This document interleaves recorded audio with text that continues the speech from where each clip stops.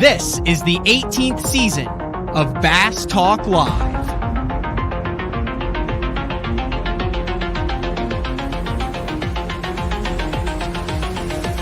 With your host, Matt Pangrath.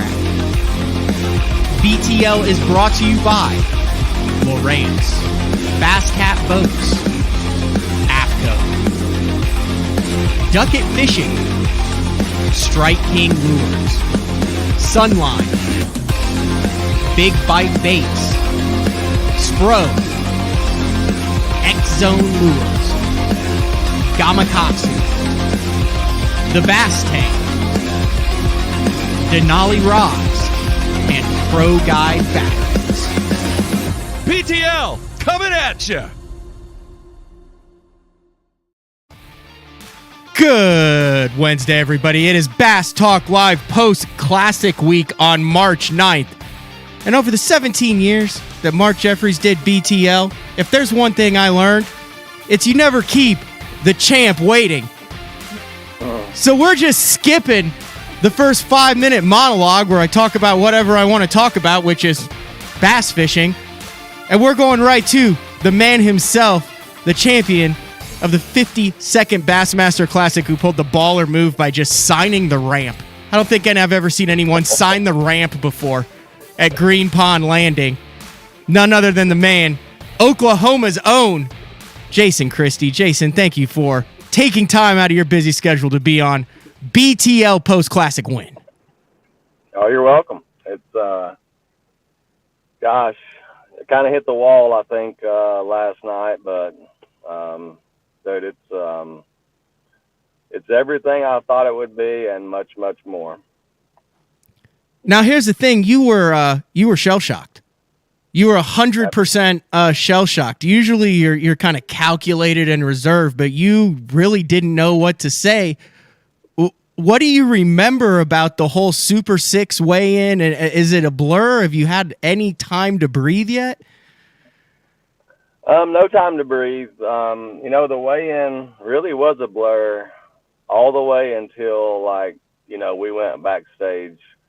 All I know was I had, with my experience and the way it's always, or it seems to go down, usually I kind of prepared myself for the worst. When I checked in at the boat ramp, I was like, all right, because I'd never got a big bite the last day as far as what I thought I should have caught to have a chance to win. I was like, all right, you're probably going to not win this. You need to prepare yourself. And once I remember being outside and one of Bass staff yelling, Stetson just had 20 and change. I was like, golly, I don't know if I have that much, but it's possible.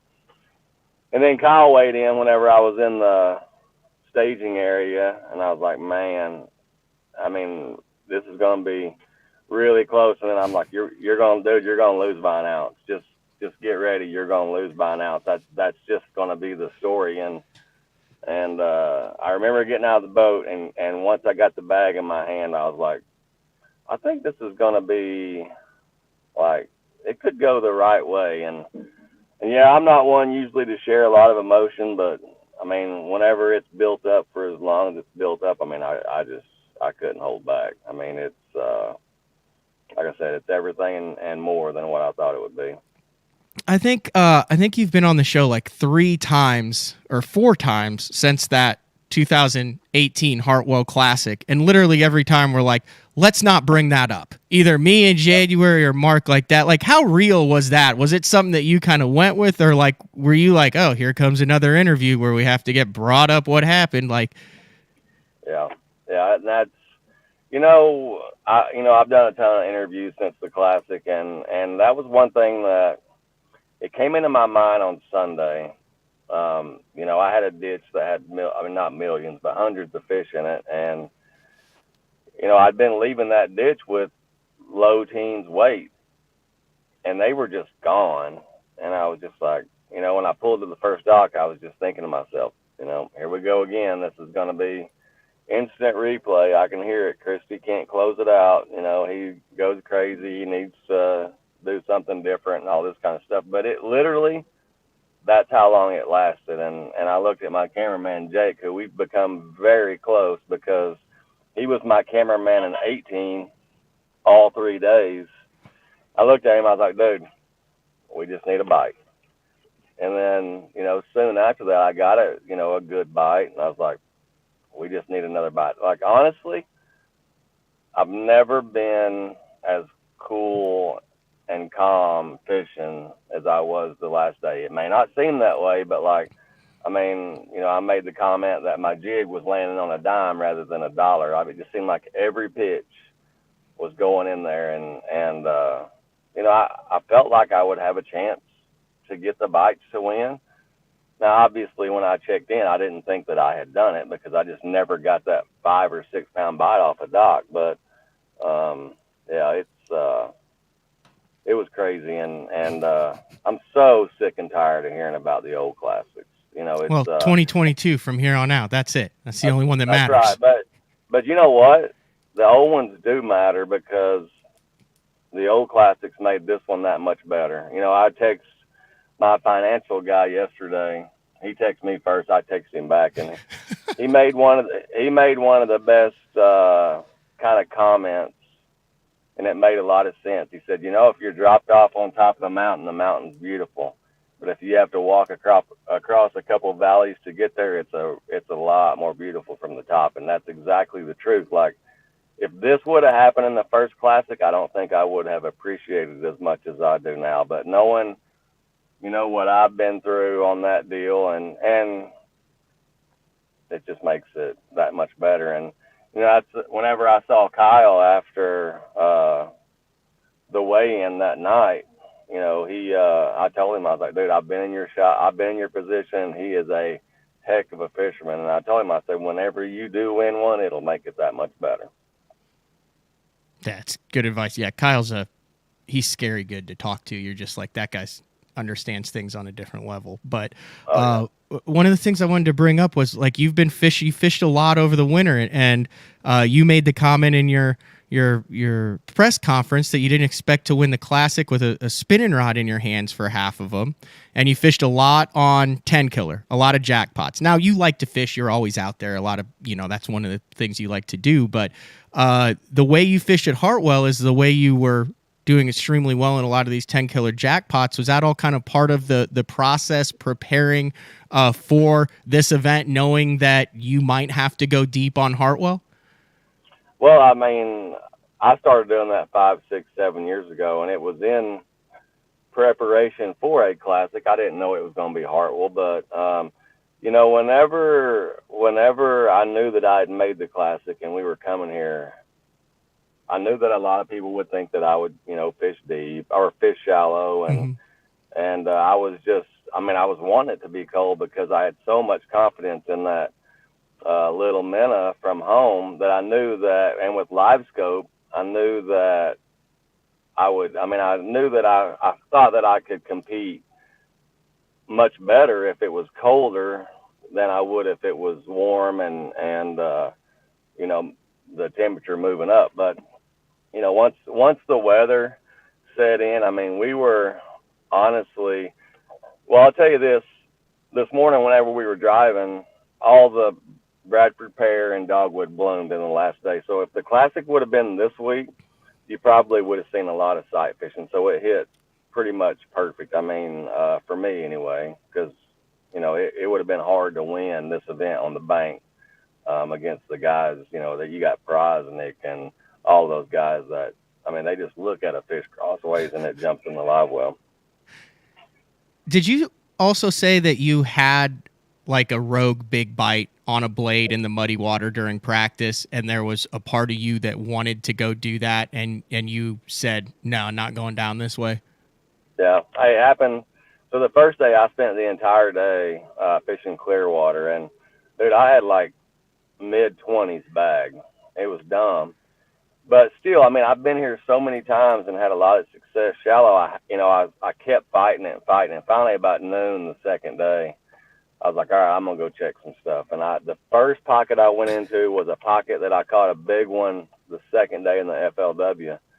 And I roll in there and literally open the rod locker, pull a blade out, go down about 6 bushes, and I catch a 6-pounder, and I was like, oh, that's not what I wanted to see. And I just kept fishing, and I was like, do I want another bite? And I was like, I don't. This fish is trying to get me to do what I don't want to do, which is run dirty pockets with all of these other guys. And I literally opened the rod box, put the spinnerbait back up, and I was like, I'm not going to do it anymore. I'm just not. So there just wasn't enough of that dirty water to go around between the competitors. You know, last week was a beautiful week. There was a lot of people that live here that was out fishing, and I would literally not see a boat in clear water. And then as soon as you start seeing some stain, it was like red wasps, you know, just going around. And that was a really good decision, because I think if I would have kept throwing it and caught another big one, it would have been hard to stay away from it. Who would have ever thought that, like, the classic winning decision would have been for Jason Christie to not throw a spinnerbait in stained water and start with a spinning rod? Yeah, I just think it's funny that, you know, there's probably a lot of people that tune into live. You know, I just picture him sitting in bed and like, hey, let's watch live. Christie's on live. Let's see if he's throwing a red kicker or what. Holy, this is the wrong guy. He's in 30 foot of water with a spin rod. What is he doing? The Classic is just starting and he's already spun out. So, and dude, I almost didn't start there. Like, I had that one deep hole that I knew I could catch fish. And I thought, well, there's potential to catch a couple good ones in there. So I had a good boat number, and it was right by takeoff. Let's go start there. Best decision. I mean, there was 2 decisions, and it was starting there, and it was putting that spinnerbait down. And just, I mean, you know, I've told everybody, I cannot believe I won with what I had. I had one deep hole and then just running docks. You would think that somebody that would win the Classic would have this, you know, this perfect plan and all. And honestly, I just went fishing, and I think that's what did it. I did learn something about you. You hate fighting fish. Like, you like to set the hook, crank them in, and put them in the boat. Like, when you have to actually, like, fight the fish and play it, that's not your favorite part of the whole equation, is it? Yeah, I like to be boss. And you can ask her. I like to be boss, and I don't want that fish bossing me around. But, you know, I've spent a lot of time, like you said, in the wintertime throwing spinning rod and stuff. But if there's one thing that's uncomfortable, 2 things that's uncomfortable with the spinning rod in my hand. One is trying to skip that thing up under a dock. I just haven't perfected that by any means. And the other one is just fighting, you know, these 4 or 5 pound fish. Like you say, I'm just so used to, you know, setting the hook and just, you know, doing it, getting it in as fast as you can, and you just can't do that on a spinning rod. All right, I want to get to a couple more things. I know you gotta get back on the road. I appreciate you doing this, but the Decompression Room. After the Classic, it comes back, and, you know, James Hall's up there, and he's like, Jason Christie's in the Decompression Room right now, and then he'll be in shortly. Is that like a padded room with like a phone in it? What is the Decompression Room? Yeah, that's the room that, it's nothing but walls. That's where you go when you get beat, I guess. The past Classics where you don't hurt yourself. But no, it was, you know, that was one of the best. That's one of the things I remember, because, you know, it was all crazy, and that's when it came kind of to light. You know, Shanna went and got her parents, my parents. The first thing that we did was FaceTime my kids, you know, and they're bawling and happy and all that kind of stuff. And we just sat there literally for 10 minutes. Not a lot of people said a lot of stuff. It was just, I think everybody was kind of in shock, like, holy, that really happened. And I know I was one of them, because I honestly did not expect it. When did you come up with the name for that bait? You said you had just named it. Was that a deal where you're like calling your bosses like after day 1 and you're like, dude, we got to get a name for this thing because it's gonna be a thing now? Yeah, I mean, we had been talking about it and stuff, and it's, you know, it's one of those things that was kind of like Live Scope back when it first came out. Like, you want to tell everybody about it, but you don't want to tell everybody about it. Mm-hmm. And, you know, it was just, he's like, hey, you're going to have to come out of the bag. And And so we kind of pieced it together, and we've been talking about it for a while, and that's the name that we settled on. And it's just a bait that I've done live scope for a lot of years, and in the beginning, you had to have I had to have 6 or 7 rods on the deck. If I saw one sunning in 6 foot, I'd pick up a jerk bait. If he was deeper, it'd be a swim bait. Jig and spoon. And that bait right there, like I can have one bait in my hand. It doesn't matter what depth they're at. Depending on the mood of the fish, I can put it where it needs to be. And there's probably people watching this. Oh, well, front facing sonar, it's not fair, dude. I can't catch all of them. I can't even catch a high percentage of them. I mean, I'm catching a very low percentage that I'm able to outsmart. But that bait makes it a one rod show, and I don't have to do a lot of thinking. All I got to do is watch that fish and try to do my best to make him bite. You have to travel with that classic trophy for the next 2 weeks now in the truck. You got Santee coming. Holy cow! It's literally just sitting there, just in the back seat. Yeah, it's sitting there. It's not going to go far. It's you'll go home and find a happy place. But yeah, we've been gone for almost 2 months and another 2 weeks, and I think we're really, really looking forward to going home. So it's a lot of fun. Well, dude, you had a lot of people pulling for you, a lot of people in Oklahoma who knew or firmly believed it was just a matter of time. I remember when you got your first FLW tour win, and everyone said, well, it was just a matter of time before Jason did it. And then it was the same thing with the Elite Series, and now it's the Classic. So well-earned, fantastic Classic from start to finish. Probably one of the best ones in my opinion, it's the best one since 2012, the one where Chris Lane was down and kneeled on the Red River and looked up. And I was looking around, I said, I can't remember another one that had all the elements, and especially going back to the same place for the 4th time and how differently it panned out. Dude, it was freaking awesome. Yeah. One of the things that really, kind of touched me was just the amount of people that were pulling for me. Somebody can walk up and say, dude, good job. And you can look in their eyes and you're like, well, does he really mean that? Not a single person that said it didn't sincerely 100% mean it. So many texts, so many calls, sponsorship wise. Those people have been stuck with me through thick and thin. I mean, really. And just to be able to watch them, fulfill what they thought I had, you know what I mean? And not every sponsor was totally happy about, everything from what they got start to finish. And just, I think everybody's just like, finally, gosh, Lee, let's do it before he drives his boat off the dam, But yeah, it was, that was really what, even competitors, Porosnik walked up to me and shook my hand. He's like, dude, you made me cry. So, that's what means a lot. And that's what I'll never forget is just the people that truly wanted me to win.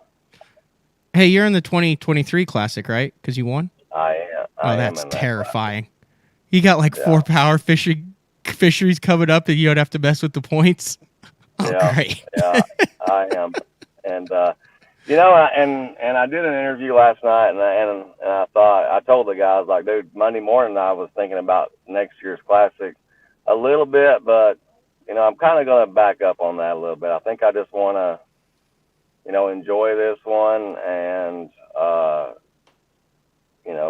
just sit back and soak it all in. And next year we'll start worrying about, or thinking about that one. That'll be, they might break the attendance record again next year. Yeah, that'll be the only time you're going to regret winning this is next fall when you're getting all of these bookings for all the shows and all this stuff, and you're like, dude, I just want to be sitting in a tree alone. Well, most of my deer stands now are 2-seaters because they can sit right there and interview me.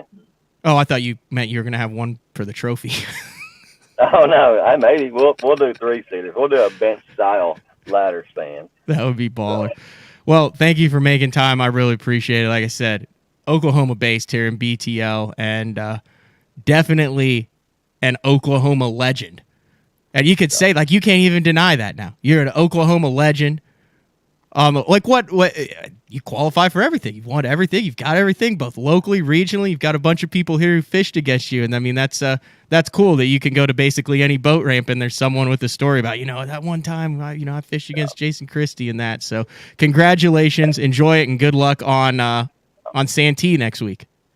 Thank you, and all those people that were at the boat ramp and did fish against me had a part in this trophy, because people like Wayne Diffie texted me last night, Paul Smith, all of those guys, they all had a part in this because they all pushed me 30 years ago to be a better angler. And I thank everybody that's ever made a cast against me for doing that.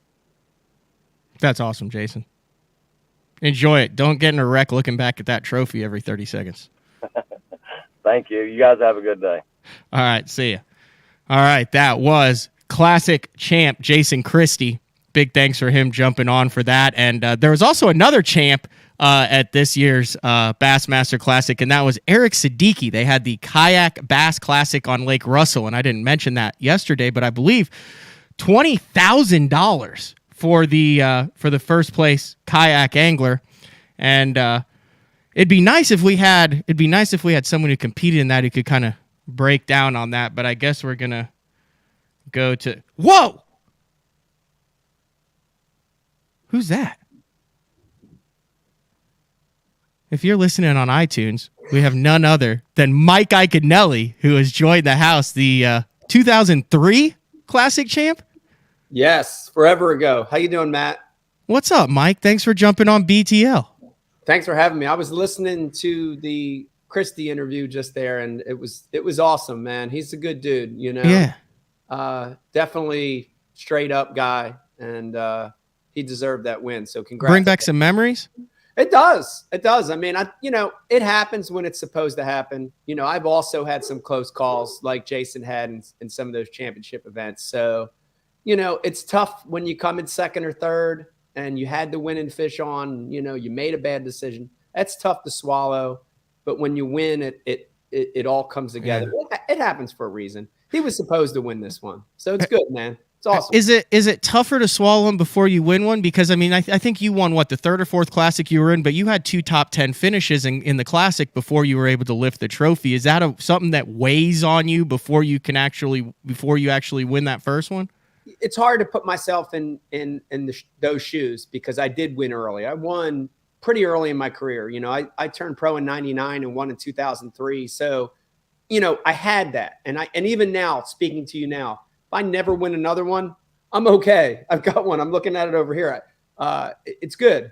But I was still, frustrated, and I'm a competitor, and you're still mad and you're still angry and you're happy for the guy that wins, right? I can vividly remember the one that Skeet won on the Red River. I had my chances there. Believe me, that was a tournament I could have won, and I didn't. And I was very happy for Skeet. And I was very, forefront in my mind was, I've got one. I'm glad Skeet has one, right? But I remember walking off the stage and there was a bathroom not too far. You go to the media room and there's a bathroom on the way. And I remember going in that bathroom, locking the door and just fucking breaking that toilet. I remember kicking the toilet, the urinal. I was mad. I was frustrated. I had to kind of let it out. But, so you're still mad even if you won one because it's such a hard event to win. But that's human nature. If you're not mad and frustrated, in my opinion, you're not a competitor. And, I want that fire. I'm not in my 20s anymore, so I don't kick toilet seats down anymore. But I still am very mad and angry. And I'm still, I want to be mad because I want me to be fired up enough to go on and try to win the next one. That's my motivation. So, but One of the cool things that you did was, I was talking about that motivation, was you competed in the kayak series and qualified for the Kayak Classic. There were 90-some competitors that competed on Lake Russell. First place was $20,000, and people would have thought, oh, Ike's just doing this or something, maybe, for the publicity to do it. But then I saw your rig, and you had a backup wrapped kayak, and then I saw the actual kayak you were fishing out of, and I'm like, holy cats. This thing it's insane, man. Yeah. You went 100% all in on this kayak deal. And I think, got some really good publicity for a rapidly growing portion of the tournament industry, which is kayak fishing. Yeah. I mean, there's two parts to it. The first part is, yes, I am a fish head. And I promise you, strip down everything else. I want to fish. I want something pulling back. And I love to explore other realms of competitive fishing. So, international competition, bank fishing, street fishing. I love all that stuff, man. So there's that part of it, but kayak fishing is something special because it's so easy to get involved in versus big boat bass fishing. And I love that about the sport. You take the Bassmaster Classic kayak event we just had. You had 100 of the world's best. And I say world because we had Canadian competitors. We had a competitor from Spain. The world's best kayak anglers come try to win that first place trophy, that $20,000. And I love that. I love that it puts me in a different format with different names and different fishing skills. And look, I came in 30th, right? Mm-hmm. So the thing I love about the sport is that, on any given day, you could be the best on that day. And it's no different whether you're fishing the Bassmaster Classic, fishing against Jason Christie, or you're fishing the Kayak Classic, fishing against those big names of the sport. And there were a lot of them, including the guy that won. So, man, it's great. And Matt, we talk about it all the time. You can throw this term around very easily. Growing the sport. Oh, we need to grow the sport. Dude, everybody throws that term around like it's a $1 bill.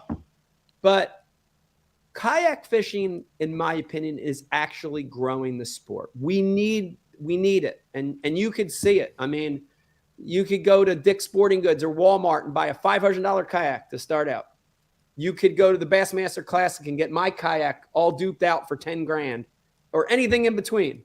So it makes it a real dream for someone that's not independently wealthy, that doesn't have the time to go qualify through the opens or that, right? You can get a kayak, you can fish in your local Hobie BOS, your local BASS, your local KBF, three big leagues in the kayak world, and you can compete with the best kayak anglers in the world. How cool is that? How easy is that to access the sport versus buying a $50,000 Tundra, a $80,000 Bass Cat, filling it with gas, having to, it's just very accessible. I love that about the sport. Some of our best kayak anglers happen to be women as well. I love that diversity. It's a great sport. Is this something you're going to keep doing? I'm going to keep doing it. So, when I started this, this is actually this will be 2022 is my 4th year competing in professional events. And I think Becky thought I was a little nuts when this quest first started, but I'm so serious about it. Like I'm going to try. My goal is to fish 2 or 3 professional kayak events per season. Wow. So this year, of course, this one just passed, and I've got 2 Hobie BOS events that I'll be fishing. One up in New Hampshire on Lake Winnipesaukee, and also one over on the Susquehanna River up toward Harrisburg, Pennsylvania. So I'll get my 3 in this year. I'm going to continue doing that. I mean, I won one last year.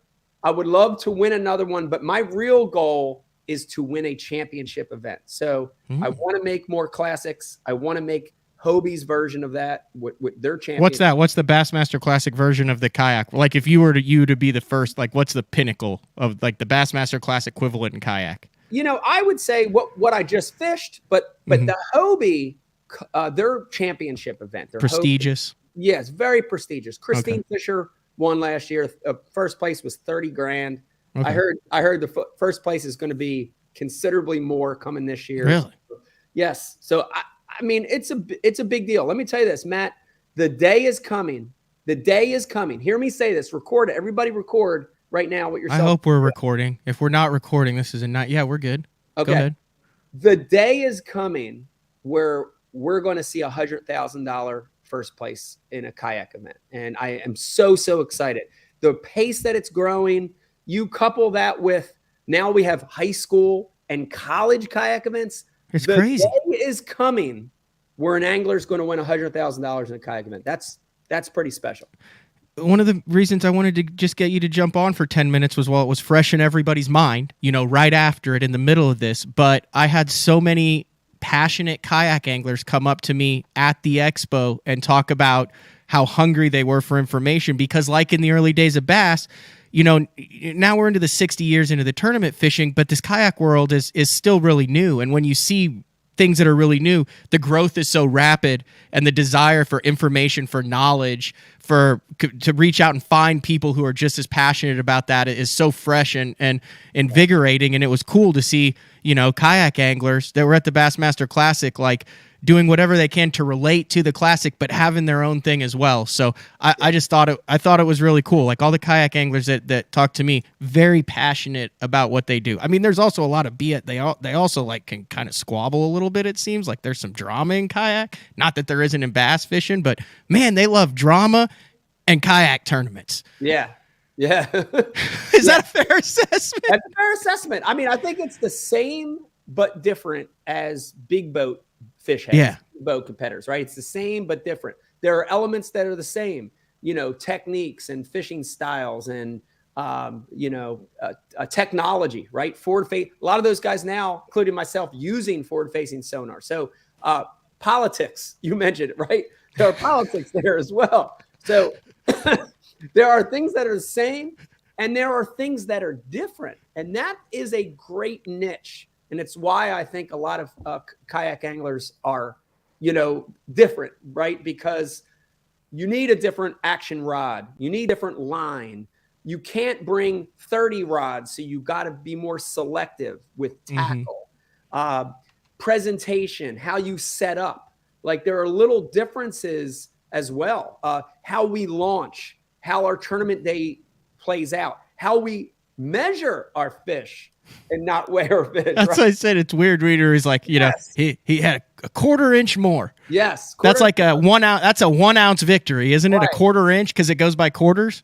It goes by quarters, right? So yes. So I mean, there are similarities and there are differences, but the one overriding similarity is the kayak anglers, men, women, young, old, different walks of life.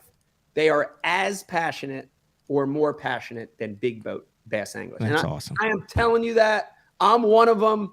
But when I meet kayak anglers the first time, I'm looking at them, I'm like, oh, damn, this dude's a fish head. And you could tell, and you could tell that level of enthusiasm, that level of dedication, what they're spending in the industry. It's all the same. And it's an area of growth. You're going to continue to see that curve go up and up. I think we've seen Lefebvre win like on the Great Lakes in a kayak. I think Jordan Lee, Justin Lucas, there's a couple of kayak anglers.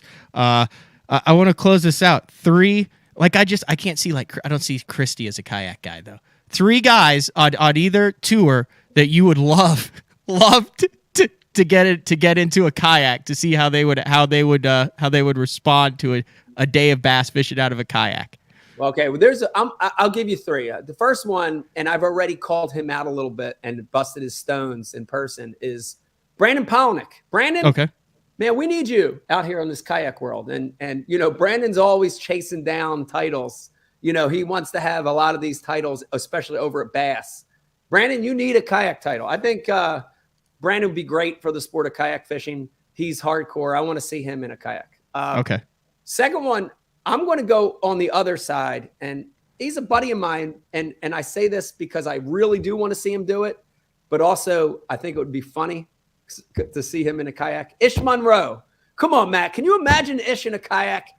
Can you like punch and flip and do all that stuff out of a kayak? And honestly, I'm telling him, I'm like, Ish, look, you get in a 14-foot Hobie, PA 14 360, Dude, it's stable. It's like a catamaran stable. Believe me, you could punch, you could flip. The event I won last year on the Upper Chesapeake Bay, I won punching for the most part, standing. Okay. So I would love to see Ish in a kayak, and I really think he would open up a lot of doors as well. And then, I mean, honestly, I don't even have a third. I think everyone should try it. Yeah. Listen, here's the best way I can put it for if there are MLF BASS pros listening is it's just as competitive. It's you against the fish. And if you start it as a small boat angler, like a lot of us did, right? If you surveyed all of us, I would say 80% of us started in a John boat. This reminds me exactly of that kind of fishing. And it brings you back. It brings me back. When I'm in a kayak, I feel like I'm 15 again in a metal John boat with a trolling motor because, that's the feel. It's you against the fish. It strips away all that other crap, and it's you against the fish, right? I love that, and I think a lot of the MLF or BASS pros would enjoy competing in that style. That's good stuff, Ike. You saved it in the second half of Florida. You saw the Classic. It's been 3 years since you've been there. You ready to get back in Knoxville? I'm ready to get back, man. Yeah, I started with my worst BASS finish. Well, if you include opens, it's not true, but my worst Elite Series finish ever. And that's a bad place to start, right? But you got to keep going. You got to have a short memory. Definitely escaped. I would consider escaping Florida. It's always been a thorn in my side. Had a good one at Harris Chain. I'm ready to just keep having solid events. You always want to win, but you want to make day 3. And I want to make day 3 the rest of the year. I feel like as we get further up north, my chances will continue to go up to have a couple of those final days. And that's what you strive for. So top 50 finishes, final day cuts. They're the things I'm looking for. And I've got 3 opens I'm fishing this year too, Matt. 3 Northern Opens. Oh, really? You're doing the Northerns again? Yeah, I hope I'll see you at those. And there are going to be some good ones that are right in my backyard as well. So. Oh, yeah. The 4th of July one on Oneida is just going to be awesome. It's going to be awesome. I'm going to have my American flag colored Tommy Biffle shorts on with no shirt. The entire event, I'll be lighting off fireworks. Yeah. It's going to be great, man. Looking forward to it. I think we just ended on that note. Thanks, Mike. I really appreciate it. It's good seeing you this week, and good luck in the kayak world. Yeah. And at Santee Cooper. I wouldn't want to be in a kayak at Santee. It's literally the shape and size of an alligator. And isn't that their breeding season? Yeah, well, it is, and it's one of the reasons if you're looking to purchase a kayak, buy the Ike approved Hobie 360 kayak because mine's red and a fiery color deters alligators. Don't get in one of those competitive, those Old Town, those natives that are green, looking like something alive. Don't do that. Get a red Ike approved Hobie. It'll scare the sharks. It'll scare the alligators. That's the kayak you want to be in. All right. Thanks, Ike. Right, real quick too, I want to say good luck to you. Thank you. Yep, fishing the opens, and you're gonna make it. We're gonna have you out at the elites here. Thank you. Next year, the following year. If the gas prices keep as it is, I'm gonna make it heavily on release fish. Yeah, retread. Hey, you can do it. That's look at David Dudley. He's made a career fishing retread, so you can be that too. Just shots fired all over the boarding for Ike. Oh, love it. You're the man. Thank you for joining me, Ike. Bye, Matt. Take it all easy. Right, see ya. That was Mike Iaconelli making me do just a little bit of post-editing for the iTunes show there at the beginning, but always great and always forward-thinking in the industry. Whether it's doing whether it's the flame jersey that's unbuttoned with the Nike logo underneath, looking into that, whether it's being a classic champ who really doesn't have to do anything like that and getting really heavily involved in the kayak world, all of his different business ventures. He saw him there at Bass U, the educational side of it, the Ike Foundation. What him and Becky have is it really kind of transcends the sport. It's amazing.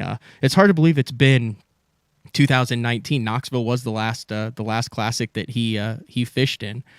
But fully expect to see him back in 2020 22. Man, we got to take a break. We got to pay a couple bills, take a break. We're going to come back. We're going to continue the blowout coverage of the 2022 Bassmaster Classic that just wrapped up on Lake Hartwell in South Carolina with a guy who I think he did himself a world of good. He didn't get the trophy, but he got a really nice check. And when we had him on last year, I believe both Mark and I said, dude, he's a sleeper pick for the Classic. And he walked out of there with the top 5. And that is none other than Alabama's Justin Hamner.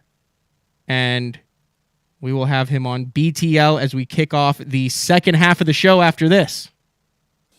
Bigger and better. The Lowrance Ultimate Fishing System upgrade now offers more. A new $200 rebate on active target live sonar and bigger savings with up to $1,200 cash back. Pick fish finding tools to fit the way you fish. From high-performance sonar and ultra-quiet ghost trolling motor to navigation and networking tools that bring it all together. Find more, see more, catch more. The new Puma STS has been redesigned from the ground up. With the angler, design, function, and performance in mind, nothing on this new offering was compromised, and the only thing carried over from the previous version is the name. Based on the Soft Touch series hull that started with the flagship Jaguar, this new model is nimble and performs incredibly well at all speeds with either a 250 or 300 horsepower engine. Featuring a new 96-inch wide-body footprint, this hull measures out at 20 foot 7 inches in length. Industry-leading design coupled with tournament-winning performance. The Puma STS from Basscat. Feel the rush.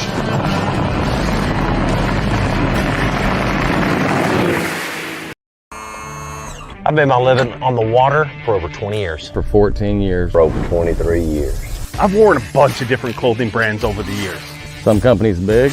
And some companies small. All of them said they were making clothing for us. But none of them knew us. None of them were us. Except for one. Except for one. Except one.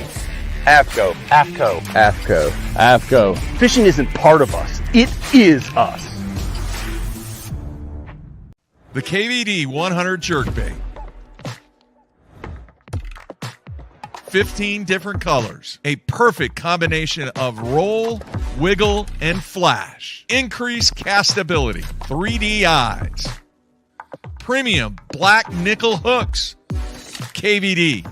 Tie one on. Striking lures.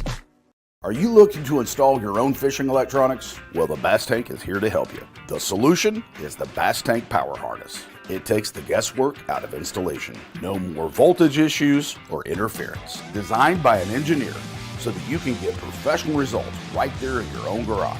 Installation done right with the help of the Bass Tank Power Harness. You can feel confident knowing that your installation was done right. The Bass Tank Power Harness. Give us a call or order yours today at thebasstank.com.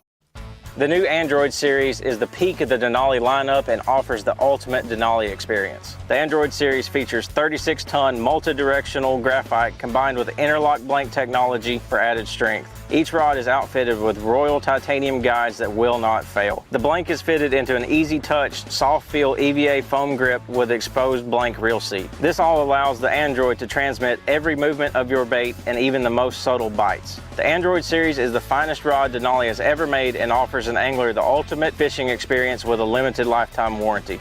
See the full lineup of Android rods at denalirods.com. Welcome back to BTL on a Wednesday. Pushing all sorts of buttons. Came in just a little bit hot right there, but we got it back under control. Someone who's coming into the 2022 season pretty hot is none other than Justin Hamner, fresh off a fourth place finish. And we're going to have to multitask here, Justin. But before I do it, I want to make sure you're okay with it, because we kind of got behind there a little bit with Christie and with Ike. Are you cool with Luke Palmer? Like, you don't have any like beef with Luke? There's no like, no? Luke's shaking his head. He's not cool with you? Yeah, he's cool. No, you are. You guys are cool? Yeah. Like, there was no like dust up or anything, because I'm just going to add Luke to the stream, because we're going to have Luke in the second part of the show too. Yeah. And maybe you can give him some Damiki rig tips. He was throwing it on a bait caster, dude. I need to know more about that. All right. So if you're cool with it, we'll just add Oklahoma's Luke Palmer, our second Oklahoma angler with a very strong finish in the Classic on Lake Hartwell. Luke, how are you? Oh, doing well. What do you guys know? Not much. You and Justin are cool. I mean, you guys both just almost won the Bassmaster Classic, so I figured instead of making you wait in your truck longer, and then I know Hamner has like grass to mow and kids to take care of and fish to catch on Smith, I figured we just kill two birds with one stone and bring both of you guys into BTL, and now we're all just one big happy family. How's that look? That'll work. That works. No problem. Cool with me. All right. So here's my question, and I'll start with Justin. Like, what do you do after the Bassmaster Classic? You plan on this thing for the whole week. You're in it. You're right there at the end. You got the smoke, the fire, the flames, the interviews, and then it's over.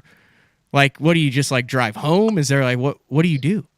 You try to get as much sleep as you possibly can because, I think I fell into a coma for about a day because that was rough.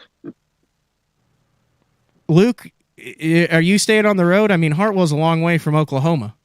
Yeah, I just now packed up my campsite. Stayed there a few extra days, kind of get a few things done.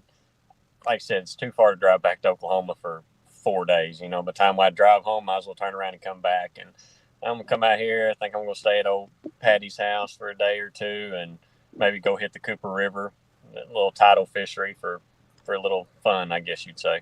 Did you say old Patty's? Old Patty Waltz. Oh, Patrick Walters. Yeah, old Patty.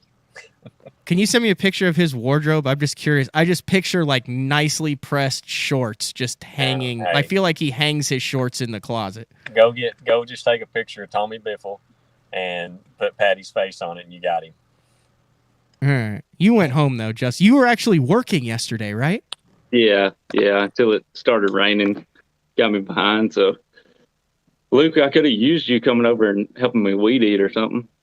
You should have called. I didn't have anything else to do. Oh, you guys are both small business owners. Because you have the store and you're a farmer, right, Luke?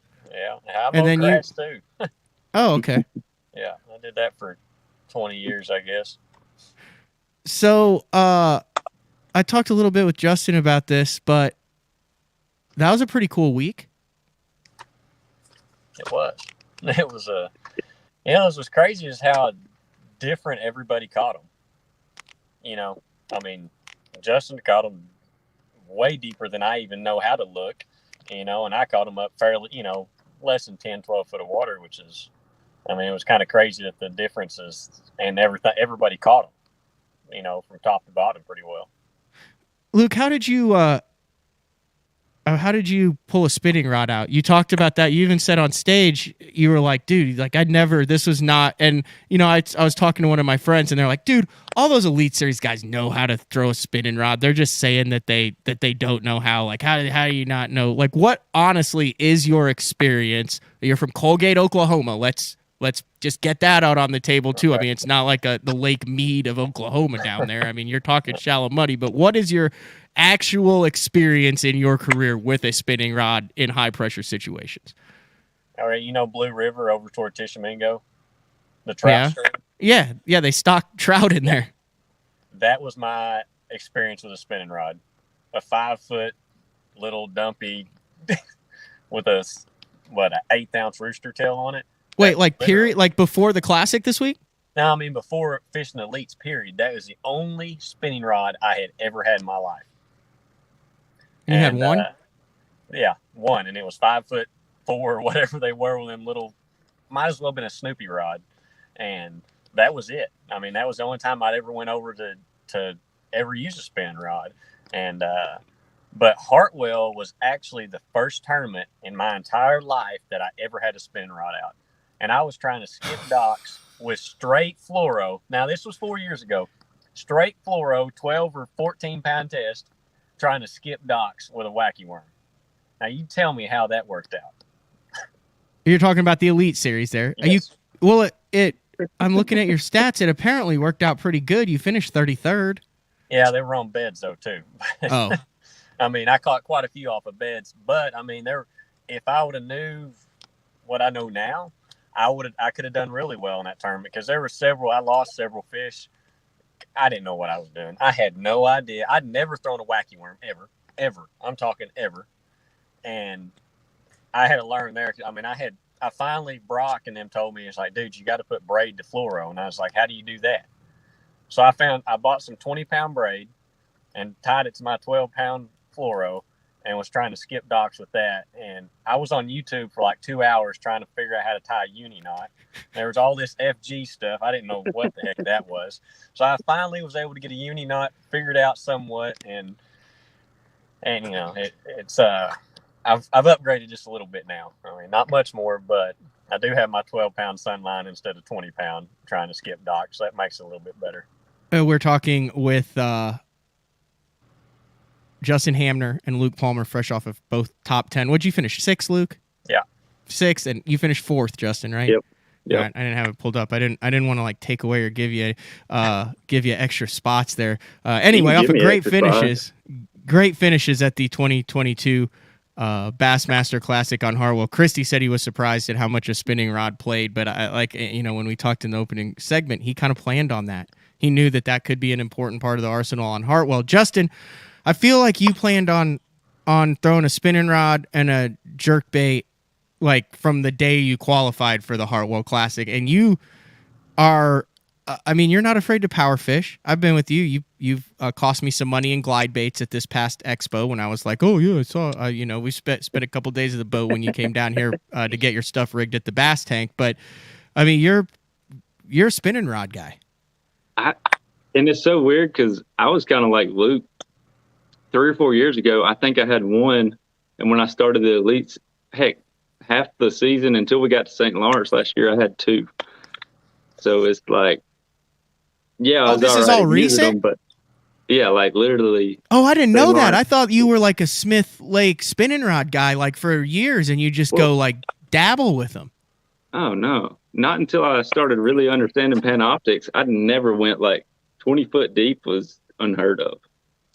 And then Panoptics from October of, I guess, the year before I made the Elite Series, that October when I got Panoptics, it's just like, I'll go to 100 foot deep now. Doesn't so really combined, matter. You guys have literally 4 years of experience using a spinning rod. Yeah, that's probably why it looks so awkward, me reeling fish in. Still haven't figured out how to catch like big fish. They start turning weird on you. Yeah. Huh. Justin, when was the first time you realized, holy cow, I might have a shot to win the Bassmaster Classic this past week? I don't know if you're watching live, but like right at the end, when I caught that big largemouth at like 130, there was the cast before that one. I had another one about that same size, and there was like 10 more with them in that one tree, and I was like, oh, this is about to go down. I literally thought I was about to catch 5 of them, and then the next cast after that, hook into another one, and it comes off. My bait like twisted over the hook or whatever, but yeah, then I couldn't get another one to bite. I thought for a second there it was about to go down. It was good. Well, you both made. I mean, you're in decent position on day one. I think as a whole, the top end weight maybe wasn't what people were expecting with only 120-pound bag, but like, dude, that like 14 to 17 pounds was just absolutely slammed. And as the guys came in, the first couple guys would be like, oh, I'm still in it. With like 11 or 12, and you're like, well, you obviously didn't look at Bass Track in the boatyard because you're going to be in the 40s. But I say that to say both of you guys had solid first days, but you both really didn't make your move until the second day. Was that kind of when you were like, man, I one more day, and if things go my way, Luke, I might have a shot at this sucker? I kind of did. My practice started out kind of slow. It was, I was catching 13, 14 pounds, which I thought that would make the cut pretty easily. Now, that was bottom of the barrel, but it just kind of kept progressively getting better for me. And after the Wednesday practice, I was really I was starting to get nervous because I thought it could happen. Like day 2, when I did catch those better fish, I didn't even go down to where I caught my big fish on day 3. I kind of left that alone. I was really banking on my creek fish to work out, and they did on that one day. But day 3, they bombed. And that's whenever I pulled up and I caught that good fish early. And then I caught another good one right after that. And I was thinking, I'm about to Jordan Lee this deal. And it just went at 9:49. It like blanked. It was like, no, you're done. You just thought you were going to do something. I ran around like a chicken with my head cut off and just tried to do too much. But when you get a couple of good bites, you go thinking this can happen, one more 5 or 6 pounder. And then plus I had that when I caught that big one, there was literally one 6 to 7 pounds trying to take it out of its mouth whenever I was about to grab it. Like literally I grabbed the fish and I could have just noodled the other one too and just brought her on in the boat with her. It was nuts.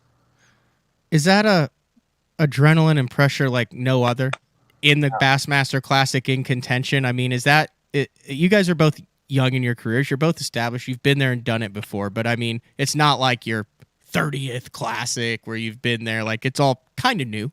Fair assessment. Is that like the biggest shot of adrenaline you could ever have?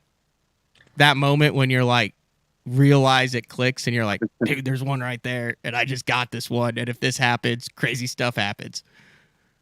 It does. I mean, it's hard to like try to hold back because you don't want to get too like wound out because then you can't, then I can't cast anyway, trying to skip under a dock.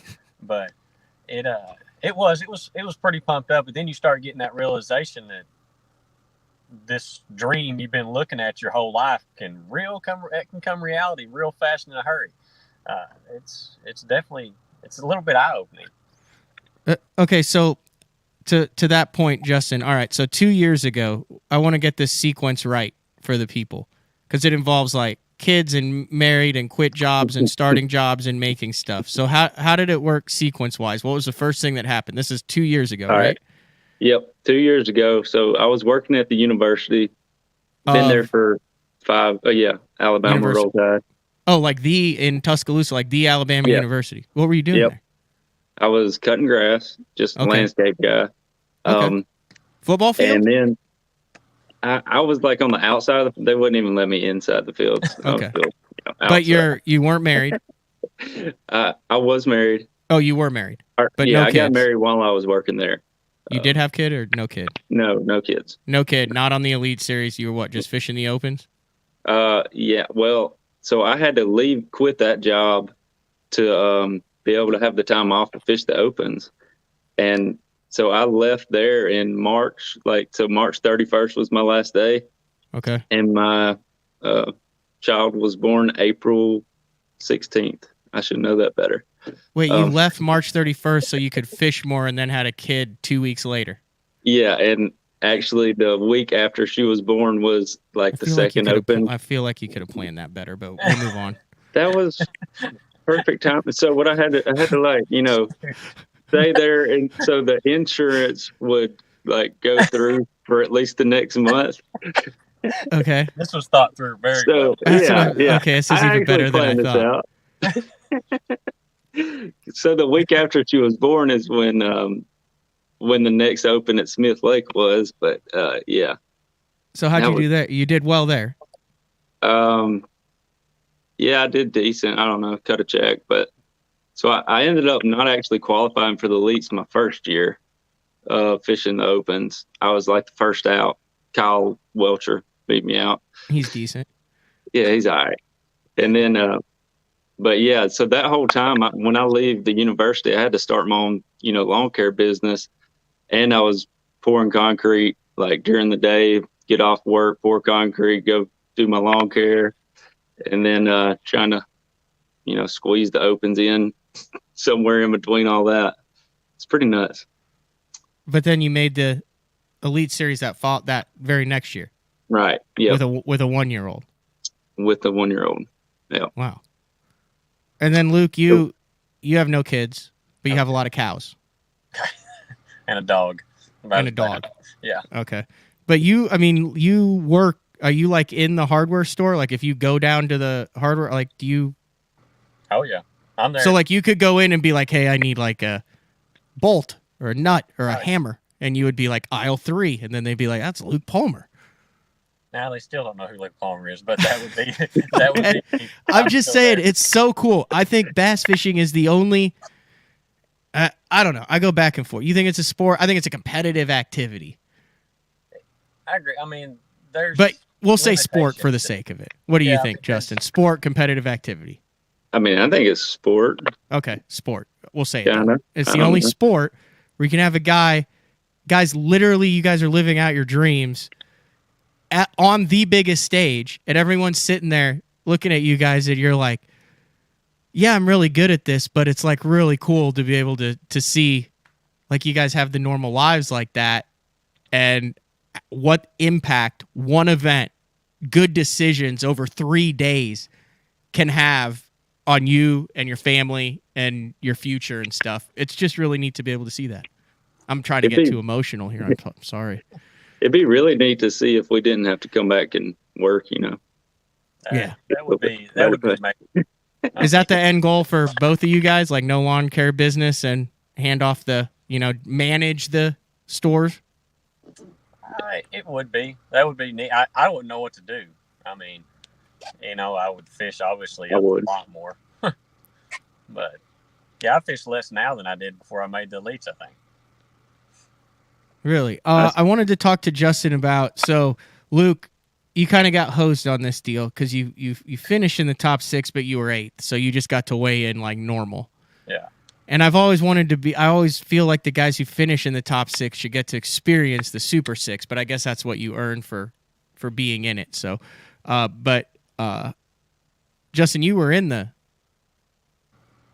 Super 6 because you were 5th after day 1 where they do the deal, and what is that whole deal like when everyone's weighed in? Like, where do they put you guys? We're just sitting backstage, and they just pretty much just run through it real quick. But it was crazy. Gosh, that was the coolest experience. I mean, I got chills just standing back there, and I mean, you're sitting there with Christie over there. He's like, no, I don't have it. Welcher's like, yeah, I mean, I'm sandbagging, but not that much, and Blaylock's like, I actually know how much mine weigh, and both of y'all are lying. So Christie's like, I don't know how much I've got. But at the same time, he had that little, I don't know, when I saw him go when he put his fish in the bag, I don't know if he talked about this, but all of a sudden his demeanor really, really changed. He started like smiling and laughing a little bit then. Like before that, when did you put the fish in the bag? Before you came out or after you? Like you all came out and then you all left and then came back out. Were the fish in the bag the first time you came out already? Yeah. So when we were getting ready, but before they did the pull around with our boats when we weren't in it. Okay. Right before that. So when we were backstage, he had already put the fish in there. Because there's no walkthrough on the Super 6. Did you guys do a walkthrough after the weigh-in on day 2, or was it just like, hey, when they call your name, go get in your boat? And yeah, pretty much like literally seconds. But when they were playing that video, I had the guy backstage just, going through everything. Bose, or who was they had someone else from Bass doing that? I'm so good at names. Not a clue. Well, Chris Bose is like overall all of your tournaments. You should probably know him. Oh, no, not Chris. Not Chris. Yeah. No, it was somebody else, more production side. So those guys, but you stood there for like an hour and a half, I feel like, while everyone else weighed in because everyone was off the water at like 3. Well, we were at the boatyard for forever because they're having to, bring the Toyotas back and unhook everybody's boats because there's only like 7 or 8 of those trucks. But yeah, so we were all just hanging out at the boatyard for like an hour and a half. Were you able to enjoy it more knowing that you had a strong finish, but that you weren't going to win it, and that nervousness wasn't there, or were you disappointed? Oh no, I wasn't disappointed. As soon as I got, my dad come and picked me up, loaded the boat up and pulled up Bass Track, I was like, it was like all the emotion and adrenaline and all that running throughout the whole week. It was like, we're good. Yeah. I mean, I knew I wasn't going to win it. There was no more nervousness, no more, jacked up. I just enjoyed pretty much like everything just was good then. Luke, how about you? Emotions on that final day after you weighed in? I know you said you had a couple fish you'd like to have seen, got your hands on there, but I mean, also landed a couple that you probably shouldn't have. Yeah, I had 3 fish I lost, one each day that brutally. I think I've looked back more and more about it, and it sucks, but I'm not mad about the Classic finish. I mean, I said last year after the Classic, I said I want a top 10, and I was fortunate enough to get that this year. And I just, you obviously want to win, especially because, possibility, you only have 30 opportunities like this in your lifetime. If you go look at, over the years, these guys making the Classic, you have 30 opportunities, and that's if you make them every year. And I didn't start when I was 20 like Van Dam did. So my time is kind of limited, I guess you'd say, in a way, unless I'm able to fish till I'm 65 and have to make them every year. So it's definitely kind of bittersweet to a point, because you have to take every one of these opportunities and you just hope it works one time is all you hope for. And that's kind of 1 out of 30 times that's not very good odds really to a lifetime. It's scary. It's just got to be right for 3 days. We got to talk about the Demiki rig jig head on this deal, Luke. The person who actually brought this to my attention yesterday was Jeff Gustafson, who I was just casually talking with him, and he said, dude, we're waiting to weigh in, and I look over, and there's just an atrocity on the front deck of Luke Palmer's boat. He's like, what's this? And he was like, he said it really kind of made him reevaluate his life decisions because you whipped him on it. And that's like his jam. He won it. What does he call it? The moping stroll, whatever you want to call that deal. But he won it in Tennessee last year. Whipped everybody on that Demiki. And I think the only other time we've seen it really play is when Wheeler won on Cherokee with it in his first Elite Series event. But what was your kind of experience with that? It looked like a lead head that you painted black and then threw a piece of plastic on and then decided, let's roll with the bait caster. Yeah, we were there looking at my stuff, and if you know me very well, you can go through my boxes, and I got 4. I look like the beginner's tackle box. I just don't have a bunch of stuff. I don't have a lot of confidence in a lot of things, but what I have is what I like to have confidence in. And it looked like a Demiki rig kind of, but it was just kind of I think a striper took the end of my tail off of one of my Scottsboroughs, and I had this jig head that I couldn't find any jig heads. I went to 4 or 5 different stores around here, and I don't have jig heads anyway. And just ask me, Luke. Come on. I was secrets. I didn't want to tell you everything. But I find these lead heads, and they are the prettiest, brightest silver you have ever seen in your life. Like they had just poured these 2 days prior, and they weren't tarnished at all. So I was like, well, I'll paint them black with my Sharpie. Well, I was like, well, that looks stupid. So then I'm out there with my paper towel, spitting on it and freaking rubbing these jig heads, trying to get them where they're not quite as bright silver. And then I have this Scottsboro on there that the tail's gone. And Gussie is like, what the hell is this, Luke? He said, this is what you're fishing with out here? I was like, hey, well, I mean, kind of. He was like, I'm going home. I'm done. He said, this is what it takes to catch them. He said, I am SOL on this deal. So that's where I was at in life. It was pretty bad. I would like to point out though that that you have only fished 42 events with bass, but 50% of your events are top 30. So I think you are well on your way to you can use whatever the heck you want. And it's interesting you say that about the baits. It's all about decision making areas and doing what you're good at. And I think if I remember right, I think you only have like one finish below 70th in your entire bass career, and that includes opens. It's incredible consistency, primarily power fishing, right? Yeah, I mean, this was actually one of the first times I'd ever thrown a swim bait, a small one. I'm just not a big swim bait guy, because when you throw it out there and you don't feel anything when you're reeling it back in, that's just weird to me. I'm used to a number 5 Colorado blade thumping coming back. And so it's definitely different, starting to learn to do a few things, get some confidence in other baits instead of my 3 that I throw everywhere we go. So it's interesting, and I'm kind of getting to work a little bit with Christie and watch him in person and stuff. You can sit back and learn just a tad from that guy. Mm-hmm.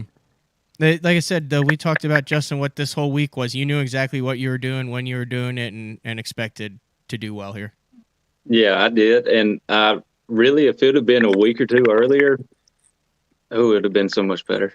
But a lot of those so what I was doing was just targeting those largemouth out deep. And it was so hard to find them because I would literally just have to cover new water every day, just looking on my Panoptics and trying to find the schools of largemouth versus those spots. Because I mean, the spots were everywhere, and you could go through them all day and have 12 pounds. But it seemed like every time I found a school of those largemouth, I could get one in the boat for whatever reason, and it would be a 5-pounder. But did you say you figured out how to tell the difference between spots and largies? Yeah. So do you want to share that, or? First of all, so I got, obviously the bass tank, rigged my boat. You've got to do that. You've got to have the right setup, be able to see this stuff. And I mean, even if you don't take it over there, at least get the power harness that they make. And that makes such a big difference for the clarity of wise. You get so much more detail out of that. Believe it. 1 4th place finish in the Classic, and now he's just working sponsor plugs into. Well, I'm just trying to help everybody out. Don't spend all that money. Don't waste it. Get it right. Get it dialed. I'm just giving you a hard time. Anyway, continue. But yeah. So the spots they're like going through the timber, and all that. They just don't stop. They're constantly chasing and stuff like that. But if you found a group that was just, really sitting still on top of a tree, that was those largemouth. And it was so hard to find them. It was either the largemouth or going to be catfish. They're kind of pretty similar the way they were set up. But yeah. Did you jam a bunch of catfish? Like you'd catch several catfish? I caught 2, I think. Oh, that would suck. Yeah, they get in the Classic, because that first has to feel like a big spot down there, just going. Yeah, it did. It got me. And that's what when I was on, I was like, please don't be a strike, because I don't know, everything falls so different. Like you'd catch a largemouth, it would just be peel and drag, and then I'd catch a hybrid or something that would just like not even be fighting, just head shaking, think it's a largemouth. They had me all jacked up. Have you guys found on that with the forward-facing sonar, catfish are way more aggressive than I've ever given them credit for. You put like pretty much anything in front of a catfish, and it will absolutely come unglued on it. Yeah. Yeah, they're not so set on the bottom, wait for stink bait to come over and get it. You drop a plug in front of it, they're going to drill it. And it verifies any weird in-fisherman article I've read about them, like back trolling for them and drifting and all that stuff. You're like, okay, yeah, they're aggressive, like bait fish feeding fish. It's just, hard to get your stuff in front of them. They're very opportunistic here on Catfish Talk Live. That's right. So what's next for you guys? Santee Cooper coming up. And then kind of a string of power fishing events. Last year, it's kind of the same schedule, but you guys hit a weird rotation last year where there was a lot of tough fisheries kind of back to back that should have been really good. This year, you guys looking maybe hit that cycle a little bit, and we could have a few slugfests in our future. We'll go with Luke first because Luke's you're a power fisherman too, Justin. But I'm saying. I bet the spinning rods don't get laid down for another 2 tournaments, though. Oh, you think they'll still be in play? Oh, yeah. Hey, if whoever wins this next one is probably going to be winning it off a dinger or something like that. Skipping trees. Santee Cooper. Santee Cooper will be March 17th through 20th. Oh, yeah. Which we got a cold snap coming. It's been raining like crazy here all night, and I know that's going. It's supposed to be Sunday, and we practice, 27 or 28 degrees is low. I think that morning. That's not cool.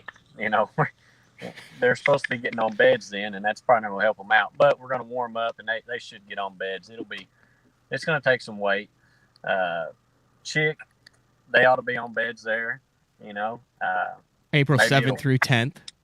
Yeah, maybe it'll rain and it'll accidentally get in the bushes. And not that Christie would like that too, but I'm sure I would be all right with it. And Fork. There won't be much spinning rod technique there. That's gonna be a big plug deal, and if it stays down like it is, there is no telling what's gonna happen there. I mean, there's gonna be 4 or 5 guys or 6 that just absolutely destroy them. I mean, I would have more than 1 or 2 guys over 100, or 3 or 4 or 5. I don't even know where we go next. Pickwick. Yeah, this is it's like Murderer's Row. Yeah, and kind of scary for me. Pickwick's that's not going to be my expertise, especially because that's going to be a ledge deal. If you're going to win, it's going to be off. Is that your expertise, Justin? Are you a Pickwick guy?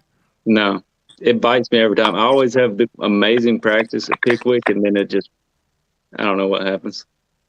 And you just don't have a lot of ledge experience, right, Luke? No. There's like not really any current-driven ledges in Oklahoma, are there? Like Grand, maybe when they're moving water a little bit. Does that translate at all, or is it's totally different when you get there? No, it's not the. Now when we were there last year, it was insane. The grass bite, and then it rained 45 inches, and then 280,000 current ripped all the grass out. If it wouldn't have been that would have been the sweetest tournament we fished all last year. Because you can pull up one grass bed and make 5 casts and have 25 pounds, and close your eyes and do it. And we'd have all been on the same grass bed. But it was a good one. It was going to be a fun one, but that happened. So, and I don't know if the grass plays as much as roll when they start doing the other stuff after the spawn. So no, don't worry about it at all. I didn't think so. I want to go keep throw on an driving. something. Yeah. Is that the hardest thing to get used to, Luke, touring, is how many of these fisheries are grass driven or have grass as an element, and growing up in Oklahoma, it's just not the thing. Like if you want to grass fish, you really have to go grass fish. Whereas Justin, where you grew up, I mean, like you grew up around it. Like it's just a normal thing. You don't have to like seek it out and learn it. It's part of what you grew up doing. Is that the hardest thing for you, Luke? It was, because heck, the only thing we got with grass in it was Conowall. Conowall doesn't even have much grass at all. And was it Elmer Thomas? Is that the little one next to that big smallmouth one out west? I had never been to it, but I know which one you're talking about. You get your trailer stuck every time if it's low at all. Like there's like a rock that's like 2 foot below and your wheel gets stuck anyway. But yeah, you had to go seek it out, and that's a power plant lake. Yeah. So I mean, the only other experience I had was literally pond fishing with coontail. And that's not even really considered grass fishing to me. But the first time I ever seen it was in Mississippi on Ross Barnett. First grass I ever seen in my life. First eelgrass, first hydrilla. So it's definitely different. And that's not even it's not chock full of that stuff really. It might be now, but it wasn't whenever I fished it. Do us Okies make too big of a deal about not knowing what to do in the grass, Justin? Yeah, it's just funny because Luke always like plays dumb with all this stuff. And like last year at Gunnersville, he's like, I don't even have a mega bass. I think I bought one. And then he goes and like top fives it on a jerkbait. It's like, yeah, I think he's just trying to act like he don't know what's going on. No, that was actually it was a point deal, and everything just kind of, once I finally got a few bites on it, then I could run with it. But prior to that, I really didn't. I thought I was going to go punching, because that's what I do like to punch. That's because you get to go just flip 1,000 times, and I can do that. But that just played out really well for me. I was shocked. All right. Anything burning? What's your last? What Luke? What is your lasting memory of the 2022 Bassmaster Classic? When you look on it 5 years from now, what do you think you'll remember about it? I'm hoping I have a trophy by then, but having the shot, I mean, this was a legit shot. If you had 31 pounds to the leader, you had a legit shot at this one. And how well guys actually caught them, but it was the crowds in the morning, that was nuts. I mean, I didn't expect it. Well, I kind of did. Down here in the Southeast, they show up. This is not and this isn't your average derby that we get to go fish. I mean, people show up, and really the support. I mean, I'd go eat dinner at night and stuff, and it was, little kids would come up to you or be walking around Walmart, and people would kind of notice you, and they kind of look at you like, I know him from somewhere, but I don't. And so it was a lot of fun. The fans part of it was probably the best, and my family and everybody came down. It was that's the cool part about it, man. When your family drives that far and gets to come see you, and it's amazing. You don't really understand how much that means to you as far as a person, especially you don't see them for a month or two, and they all drive down to see you show up for, possibly the biggest tournament of your life. And it's a very big blessing when that can happen. Same question, Justin. Yeah, for me, I think I'll never forget the biggest thing, like growing up, I've always wanted to pull through in the Classic and pull a big fish out of the live well. I mean, have the crowd cheer. And that's just like every kid. I don't know. That's just the dream. That was freaking awesome. And I got to do it every day. It's like I somehow managed to catch a 5-pounder every day just so I could pull it out of the live well. You got to get that picture blown up. One of those 18 by 24s of you like that. Yeah, we're taking down our wedding photos. It's just going to be that. I mean, I would go. That's a good looking sunflower painting you got behind you there. Yeah, well, I've got to like make up Grant. I forgot to mention my wife and family that final day on stage. Oh, you did? So, I didn't even know. That might be the other reason I'm taking down the wedding photos. Did the wife point that out, or was that something that you just dawned on you? Oh, she was like, "Oh, thanks for the shout out, Justin." Yeah, she let me know real. Well, actually, my mom told me, which was even worse. She was like, "Yeah, you didn't even mention your wife." I was like, "I thought I did." That was like the first thing I said. I thought. She's like, "No, you didn't say anything." Well, it's a stressful time. I don't remember anything of what I said. You were good. It's hard to, dude. You got the lights. I mean, the emotion you got going through you. Mm-hmm. And I was just like trying to take it in. Yeah, because you look out across there and there's that many people in the stands. They showed up to watch you fish. It's kind of mind blowing. I mean, it's a special place. It is, and like Lou was saying, I mean, everywhere we went, we got like that rock star treatment. It was like, I don't know, if they see our boat, we're pulling our boat, they just like pretty much get out the way and then try to get stuff to eat. People's coming up to you constantly. And yeah, it was awesome. The whole week was a blast. Heck, me and my girlfriend went and ate at Chick-fil-A on the way back to the camper one night. Went into Chick-fil-A and it was like the people in the line were stopping us, going inside. Kids were coming up, shaking your hand, congratulating you on the finish and stuff. It was pretty cool. It's good stuff, man. I greatly appreciate both of you and agreeing to tag team this interview. Like I said, I hadn't cleared that before we went live, so I knew you're both pretty easygoing guys. But I mean, there's a couple like combinations that wouldn't work. You know what I mean? Over the course of fishing history, you couldn't 3-box that. But I think you still need to 3-box Ike and Van Dam. Just let them hash it out on here. They're good. Oh, they're man. good. They're both the ultimate professionals. It's always kind of I've always thought it was kind of interesting, guys. Like in any other sport, like you look at like any other sport, and there's like just like rivalries, especially like sports where you wear a helmet. Like if you wear a helmet, it like seems to give you a license to like really go at it with someone else that you don't like. But like they're kind of like you don't really talk about it a lot, like in golf because they don't wear helmets, in fishing, in tennis.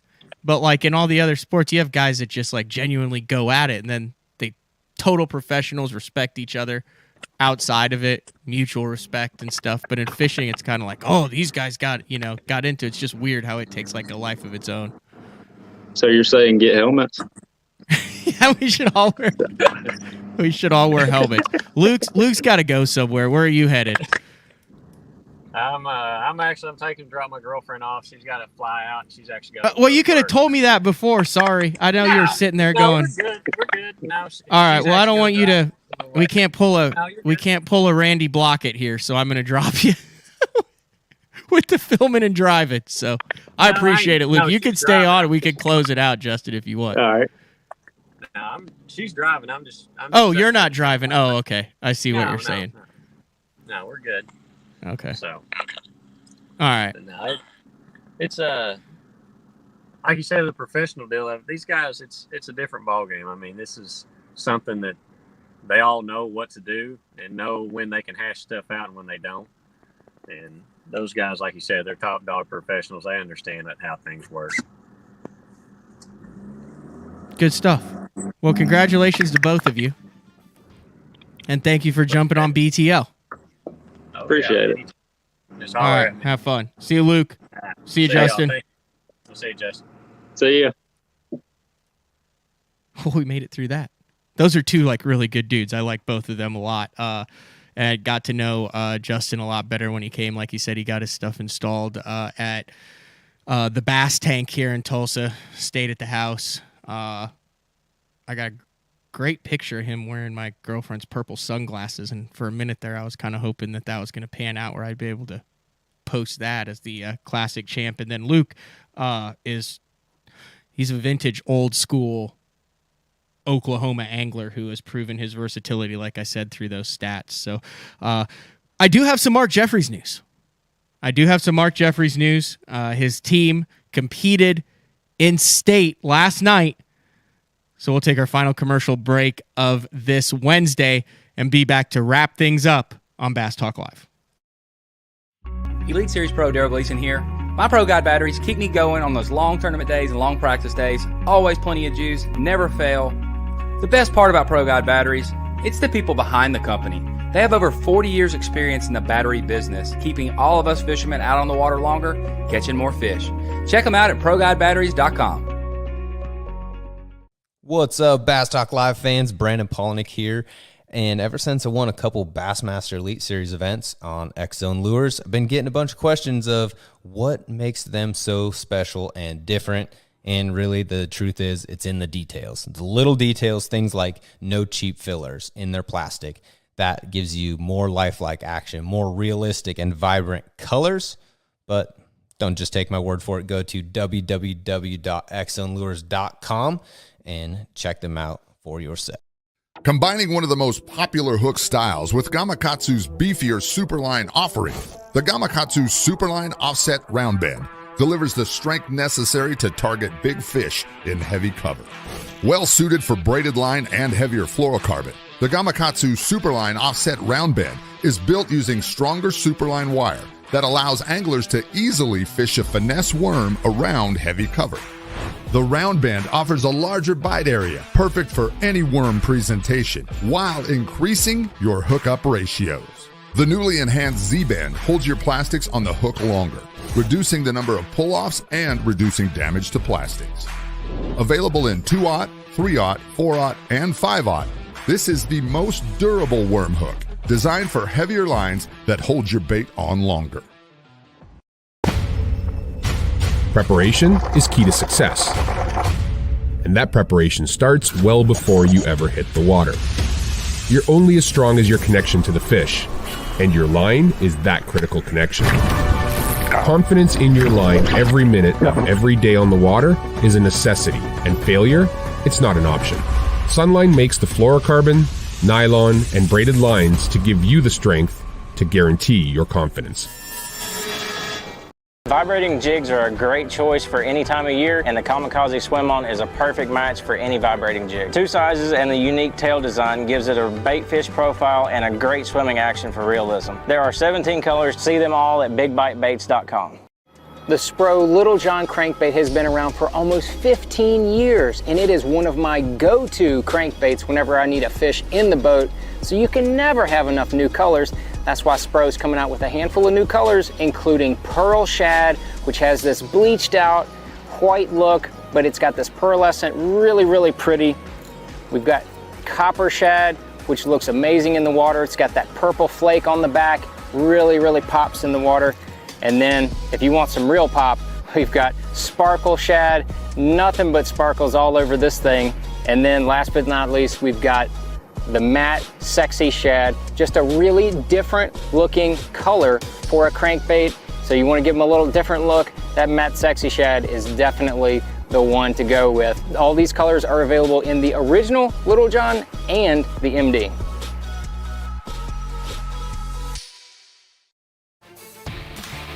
Welcome back, closing things out on a Wednesday BTL. Big thanks to our plethora of guests today on the show, starting things off with the Bassmaster Classic champion, Jason Christie. There's been a number of times that we thought we'd be able to refer to him as that. well, all the way going back to that first one on Grand, really. But finally gets the job done, 54 pounds, 5 ounces over Kyle Welcher, who we had on yesterday, and really broke things down. But Christie joining BTL from his truck earlier this morning, and then Mike Iaconelli joining also to talk a little bit about the Kayak Classic and the big push in kayaks at the national level. And big thanks to Ike coming on, kind of putting a classic win into perspective on that. And then also Luke Palmer and Justin Hamner, two of the young guys. There's really just a really good core of those mid to late 20s to early 30s guys who really have it going on both on and off of the water. So really easy to pull for guys like both Luke and Justin. And then you're seeing how, a couple things go right and you get the confidence and you get that ball rolling, and then you learn some things and you make it through the first year, and then you kind of go back to some of the same fisheries, and it's just cool to see young guys really develop their career and build their career. And what's crazy to me, and I've mentioned this earlier, is, Polinick was like, oh, I'm going into like I think he said 13th year, 12th year. It was the 11 Classic that he kind of, 11th Classic that Van Dam won down there in Louisiana, that he kind of burst onto the scene as the Bass Nation angler, remember, with the Kirchhoff whistle. And now he's like a veteran. And then there's like that whole next level of veterans with like the Swindles and Hackneys and stuff. But if you go back on the YouTube and watch the Lynn Dollar recaps, I mean, you're talking, you can go back to that 04, I think it was 04, 05 there, where Hackney and Swindle went down head to head at it. And they were the young guys, and Hackney was the guy that Jerry McKinnis in that show was saying, oh, here's a young, unproven angler from Louisiana. Yeah, he's got a lot of talent, but, Greg Hackney's just trying, and, Hackney's in the boat, tried to win that Angler of the Year that year, and he's got just like, the tucked-in jersey, and he's just feeling the pressure, and he's saying he's feeling the pressure, and now you look at him, the dude's like unflappable. He's won literally everything there is to win Angler of the Year and titles except for the Bassmaster Classic, but he's got a lot of years to get that job done. But just cool to see the different generations moving through and really enjoying this one. So you know what tomorrow is? Tomorrow is day 4 with Frank Scalish. And as such, I talked with Frank, and he wasn't exactly sure what he was going to talk about tomorrow, but I'm sure he'll get it figured out. So we have day 4 with Frank Scalish coming up. And once again, I just like to big shout out to all the listeners, all the viewers that I talked with back here at Classic Week. And we'll bring up the Classic. We'll talk about it tomorrow. We'll kind of put a bow on it. But then we've got the Pro Circuit kicking off down in Florida.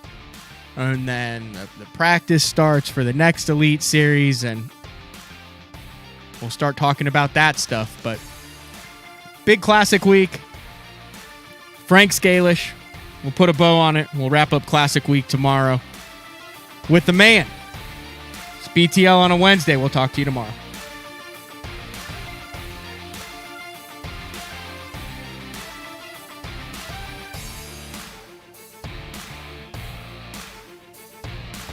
Oh, you thought that I was going to end the show without talking about Mark Jeffries?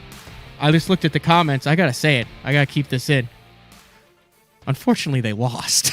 They went to state and they shot bad, and they lost to the number 1 team in the state, like 42-28. I totally forgot to mention that in the show. But yeah, no, he came in the studio this morning. I'll just tell the whole story. It's like post-BTL show. He came in the studio this morning. He was very optimistic. He said they lost, that they shot poorly, but they weren't expecting to make it this far this year. They've got a great team that build them up for next year. Next year's the run they're going to make a run at it. But great experience. They had a parade that let them out. They had on all sorts of school support. Over 1,000 people traveled to the game for them. But they didn't get blown out, but it wasn't even particularly close. So that's a story on Mark Jeffries to close out BTL. And now we'll cue the music back up. But thanks for sticking around for that. That means a lot. And if Mark listens to this, I'm sure he'll be like, how would you forget that? All right, now we're out. We'll see you guys tomorrow, day 4 with Frank Scalish.